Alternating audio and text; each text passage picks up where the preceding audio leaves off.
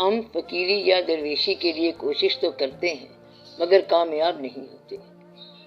جہاں تک انسان کا اور انسان کی زندگی کا تعلق ہے، تکلیف روحانی ہو جسمانی ہو، تکلیف انسان کو ہی ہوتی ہے۔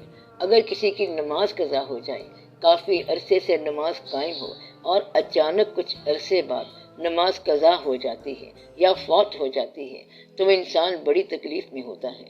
یا یہ کہ کسی تہجد گزار آدمی سے یک لخت تہجد بلا سبب غائب ہو جائے تو وہ بہت تکلیف میں ہوتا ہے۔ یا کسی کا بچہ بیمار ہو جائے تو وہ بھی تکلیف میں ہوتا ہے۔ تو وہ دونوں رو رہے ہوتے ہیں اور پتہ نہیں چلتا کہ اس کو کیا ہے اور اس کو کیا ہے، لیکن تکلیف دونوں کو برابر ہے۔ تکلیف ایک شعبے کا نام ہے جس میں غم اترتا ہے۔ غم چاہے احساس ہو، ماضی ہو، مستقبل ہو، کسی چیز کے ہونے کا خیال ہو، کسی چیز کے نہ ہو جانے کی خواہش ہو، کچھ بھی ہو، غم نے اگر آنسو بننا ہے تو آنسو جو ہے یہ آنکھ سے ٹپکے گا۔ اس کی وجہ غلط بیانی بھی ہو سکتی ہے اور خوش فہمی بھی ہو سکتی ہے۔ بادشاہ اگر بادشاہت سے معزول ہو جائے تو وہ رونا شروع کر دے گا، بالکل اسی طرح جس طرح فقیر فقیری سے معزول ہو جاتا ہے۔ اب یہ ایک ایسی چیز ہے جو عام طور پر اتنی سمجھ نہیں آتی اور اس سے آگے انسان کو سمجھ آتی ہی نہیں۔ آپ کہتے ہیں کہ اس سے اگلی بات کیا ہے تو آپ کو اگلی بات سمجھ نہیں آئے گی، اس لیے کہ اگر بندے کا امپیسس، زور، اصرار اور ترجیح دنیا پر ہے تو اس کو سوائے دنیا کے غم کی اور کوئی چیز آنسو نہیں دے سکتی، اور اگر وہ دین کا بندہ ہے تو سوائے دین کے غم کے اسے اور کوئی چیز تکلیف نہیں دے سکتی۔ یہ بتائی ہوئی بات 1400 سال سے چلتی آ رہی ہے اور اب آپ کو سمجھ آنا بند ہو گئی ہے۔ ایک مقام تھا کہ جب یہ بتایا گیا کہ دیکھو اپنی اولاد، اپنی جان، اپنا قبیلہ، چھوٹے بڑے سب بچا لو، عارضی طور پر یزید کی بیعت کر لو، عقل کہتی ہے کہ بیعت کر جاؤ اور زندگی گزار لو، مگر بات یہ ہے کہ یہی تو کرنا نہیں ہے۔ اب یہ فرق ثابت کر کے انہوں نے بتا دیا، کیا بتا دیا؟ کہ یہ ایک ایسی چیز ہے جو ہم نے نہیں کرنی۔ کیوں نہیں کرنی؟ کیونکہ ہم دین والے لوگ ہیں اور دنیاوی حاصل کے لیے دین کو ترک کرنا ہمارے مقصد میں نہیں ہے۔ لوگوں نے کہا کہ بچے چھینے جائیں گے تو انہوں نے فرمایا بچوں کا غم اور چیز ہے اور دین کا غم اور چیز ہے، کیونکہ ہم دین والے لوگ ہیں لہٰذا ہمیں بچوں کا غم نہیں ہوگا، اس کا افسوس ہوگا اور ہونا بھی چاہیے۔ بچوں کو ہم اتنی زندگی دے سکتے ہیں جتنی اللہ نے دے رکھی ہے اور دین کو ہم اپنی زندگی دے سکتے ہیں۔ مطلب یہ ہے کہ اب ان کا امپیسس، ان کا رخ، ان کا اصرار دنیا کی طرف نہیں ہے۔ اب یہ فرق بتانے والے تو بتا گئے، اسی طرح دنیا دار بزرگوں کو سمجھاتے ہیں کہ آپ کچھ تو اپنا خیال رکھیں، آپ یہ کام کر لیں، پیسوں کی بات ہے تو آپ پیسے لے لیں، آپ تو خود ہی بزرگ ہیں، درویش ہیں، کاروبار چلا لیں یا کوئی فیکٹری لگا لیں۔ حالانکہ فیکٹری لگانا ضروری ہے اور سب فیکٹریاں لگاتے رہتے ہیں، مگر درویش نے کہا نہیں، میرا امپیسس اور ہے۔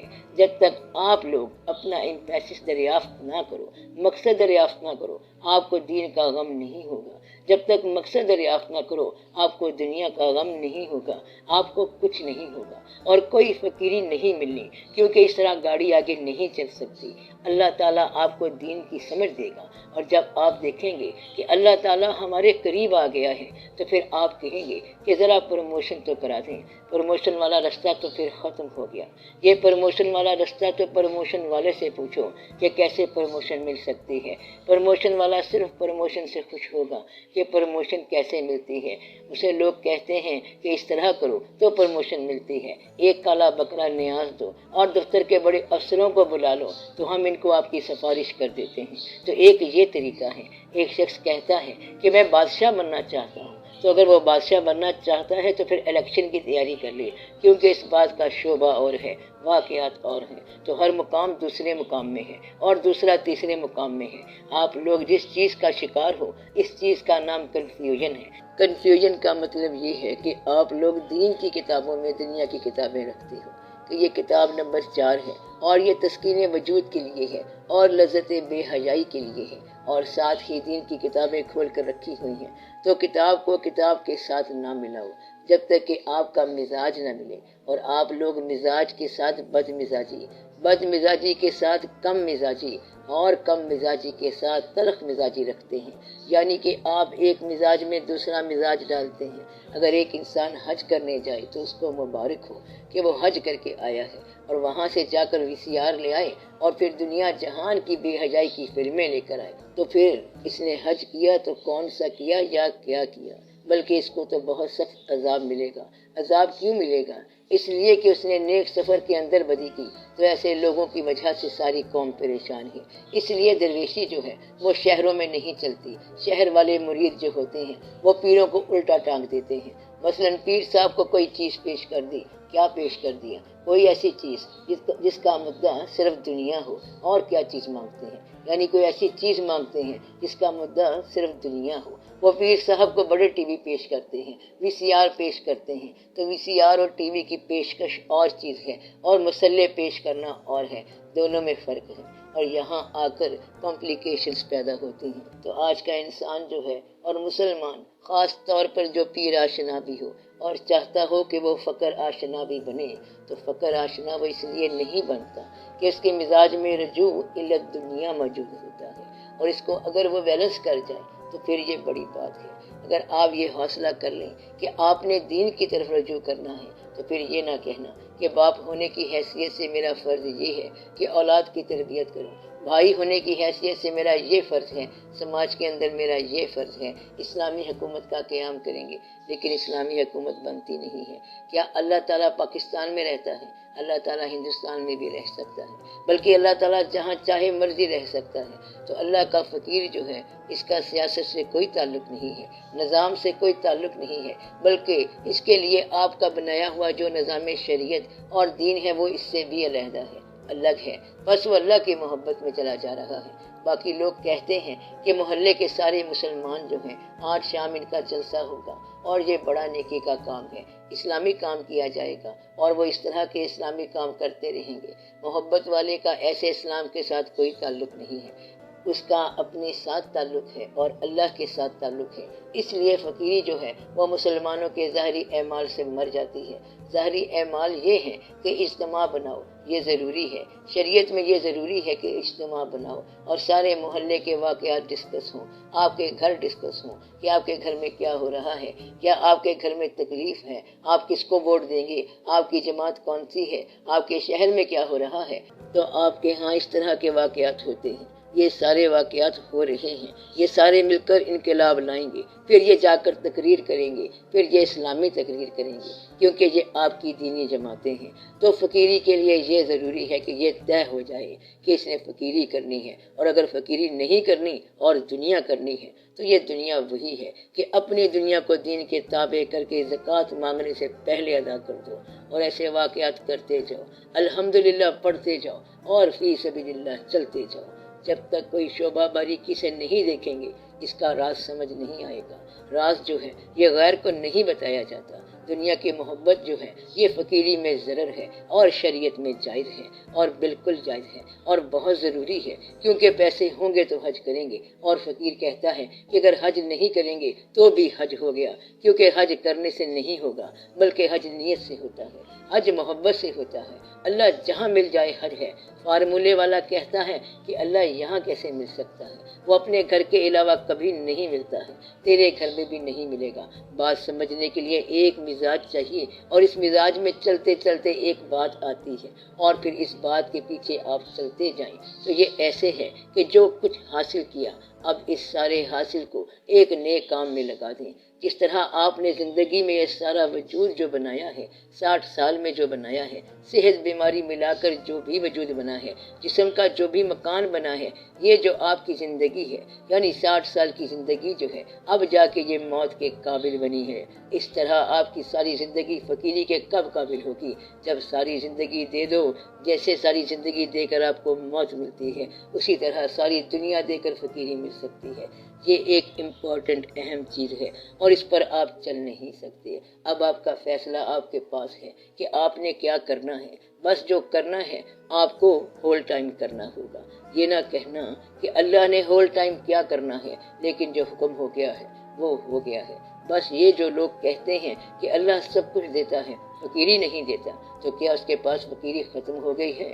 بھلا کبھی سمندر ختم ہوا، کبھی پانی ختم ہوا، کبھی ہوا ختم ہوئی، کبھی پہاڑ ختم ہوئے؟ یہ ساری سڑکیں، ان کے لیے بجری، روڑی، پتھر وغیرہ آتا ہی رہتا ہے، اور پہاڑ ختم نہیں ہوئے۔ ایک چھوٹی سی پہاڑی بھی ختم نہیں ہوئی ہوگی، اور نہ دریا ختم ہوں گے، اور نہ ہوا ختم ہوگی، کچھ بھی ختم نہیں ہوگا۔ آپ لوگ تو بکرے کھا کھا کر ختم، لیکن وہ بھی ختم نہیں ہوئے، بلکہ یہ تو جائز جانور ہے، اور جو ناجائز جانور ہے وہ بھی ختم نہیں ہوتا۔ آپ لوگ اندازہ لگاؤ کہ کچھ بھی کہیں بھی ختم نہیں ہوتا۔ شہر میں بڑی ڈیولپمنٹ ہو گئی، لیکن مکھیاں ختم نہیں ہوئی، جس کو آپ نے مارنا تھا وہ بھی ختم نہیں ہوئی۔ شہر بہت اچھے ہو گئے، لیکن مٹی ختم نہیں ہو رہی، تو کوئی بھی چیز آج تک دنیا میں ختم نہیں ہوئی۔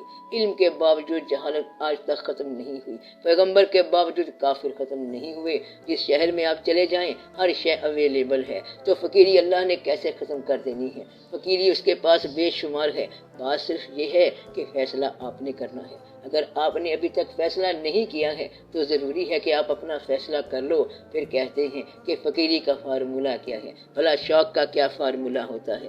شوق کا بھی کوئی فارمولہ ہوتا ہے؟ کہتا ہے کہ میں نے وہاں جانا ہے۔ پوچھا کدھر جانا ہے؟ جب جانا ہے تو پھر پہنچ ہی جانا ہے۔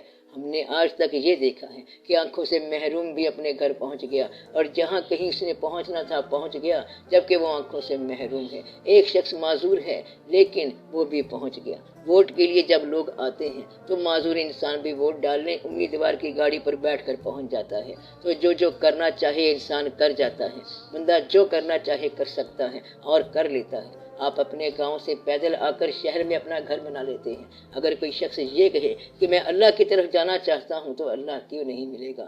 اگر نہیں ملتا تو یہ نیت کی خرابی ہے، کیونکہ انسان جو کرنا چاہے وہ سب کر سکتا ہے۔ فرض کرو اسے منزل نہیں ملتی، تو چلو اس راہ میں مر تو جائے گا، اور یہ اس کا حاصل ہوگا کہ فلاں شخص فقیری میں مر گیا تو فقیری پوری ہو گئی، اور یہ آپ کا فیصلہ ہے۔ دوسرا آدمی آپ کو صرف بات بتا سکتا ہے، سمجھا سکتا ہے، مگر فقیری نہیں دے سکتا، تو آپ کو فقیری کون دے گا؟ آپ کا مزاج آپ کو فقیری دے گا، آپ کا شوق آپ کو فقیری دے گا۔ اگر شوق نہیں ہے تو آپ فقر نہیں لے سکتے۔ کہتے ہیں کہ ایک آدمی گھوڑے کو تالاب تک لے جا سکتا ہے، لیکن 20 چابک مارنے کے بعد بھی اسے پانی نہیں پلا سکتا۔ پیاس ہوگی تو خود ہی پیے گا۔ آپ صرف یہ کر سکتے ہیں کہ یہ ہے تالاب اور یہ ہے گھوڑا۔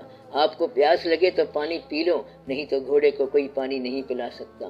گھوڑے کو تو پیاس ہی پانی پلا سکتی ہے۔ اسی طرح آپ کو اگر پیاس ہے تو فقیری مل جائے گی۔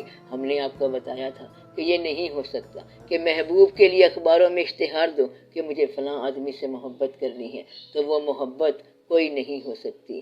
آپ باقی سب کام خود کر سکتے ہیں کہ آپ نے نوکری بھی کر لی، کاروبار بھی کر لیے، شادی بھی کر لی، کنوینس والی چیز خرید لی، گھر کا سامان بھی خرید لیا، بچوں کے لیے چیزیں بھی خرید لی، مگر فقیری کا نسخہ ایسے نہیں مل سکتا۔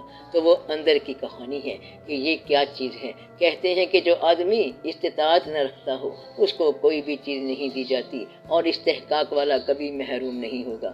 دنیا میں ایک چیز ہے جو کبھی محروم نہیں ہوتی، وہ صرف شوق ہے۔ چاہے کسی چیز کا بھی شوق ہو، وہ آج تک کبھی محروم نہیں ہوا۔ اس لیے اے راہی تو بے ذوق نہ ہو۔ راہی اگر بے ذوق ہو جائے تو پھر بات ہی ختم، ورنہ تو یہ کتابوں کی بات ہے، نہ کسی اور طریقے کی بات ہے۔ اس وقت فقیری کو بھی کتابوں سے پڑھ کر بتایا جا سکتا ہے، اور وہ بھی طریقے موجود ہیں۔ فقیری کے لیے نسخے موجود ہیں کہ یہ کرو وہ کرو، مگر اصل میں تو آپ کا اپنا نام ہے فقیری۔ تو فقراء نے فقیری کی کتابیں کیسے لکھی ہیں؟ جیسے جیسے وہ لوگ بیہیو کرتے جاتے تھے، جیسے جیسے وہ بولتے جاتے تھے، بعد میں وہ بات قانون بنتی جاتی تھی۔ فقیری ہوتی ہے فقراء کو کھانا کھلانا، تو آج بھی وہ سارا کچھ موجود ہے۔ آج بھی بھوکوں کو کھانا ضرور کھلائیں گے، کھانا ضرور پکے گا۔ دیگچی میں یا دیگ میں کچھ پکا لو، کیونکہ یہ 2-4 بندے بیٹھے ہیں، یہ کھانا کھائیں گے۔ تو فقیری میں لنگر خانے ہوتے ہیں، ضرور ہوتے ہیں، اور باہر سے جو بندے آئیں گے ان کے لیے ٹہلنے کی جگہ بھی ہوگی، اور ان کو بتانے والی بات بھی ہوگی۔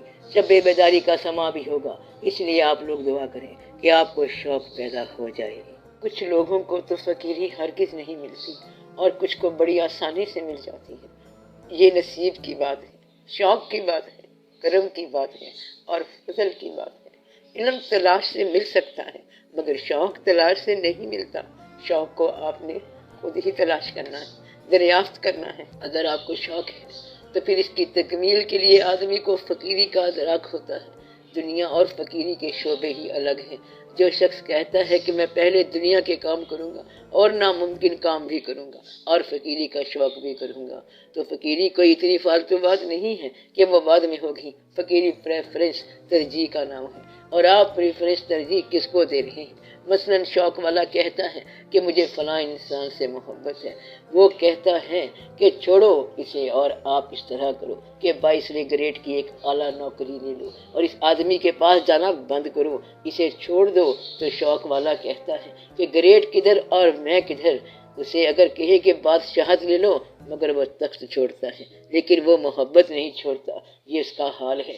تو فقیری جو ہے صرف عشق کا نام ہے۔ مسلمان کی فقیری جو ہے یہ حضور پاک صلی اللہ علیہ وآلہ وسلم کا عشق ہے، باقی سب باتیں چلتی رہتی ہیں۔ فقیری منصب ہے اور منصب پیدائشی ہوتے ہیں، اس میں بڑے بڑے راز ہیں۔ ایک راز یہ ہے کہ اللہ کریم کو تو پتہ ہے کہ حضور پاک صلی اللہ علیہ وسلم اگر نبوت سے پہلے بھی خطاب فرمائیں گے، نبوت شروع ہونے سے ایک دن پہلے جو خطاب فرمائیں گے یہ وہ بھی صداقت ہوگا، کیونکہ منصب نبوت عطا ہونے سے تو ایک دن پہلے بھی حضور پاک صلی اللہ علیہ وسلم اللہ کے نبی تھے، یعنی منصب نبوت کا اعلان و عطا ہونے سے پہلے بھی آپ صلی اللہ علیہ وسلم نبی تھے، یعنی جو لوگ پہلے آپ کے ساتھ دوستی اور وفا کر رہے تھے وہ سارے کے سارے اس وقت بھی امتی تھے۔ اب یہ ایک راز ہے، ایسا کہ امتی تو پھر نبوت کے اعلان کے دن سے ہونا چاہیے تھا، مگر یہ اس دن کی بات نہیں ہے بلکہ اس سے پہلے دن کی بات ہے۔ تو سمجھنے کی بات یہ ہے کہ جن لوگوں کو منصب عطا ہوتا ہے وہ منصب پیدائشی ہوتا ہے اور وہ واقعات وہاں اس جگہ سے ہوتے ہیں۔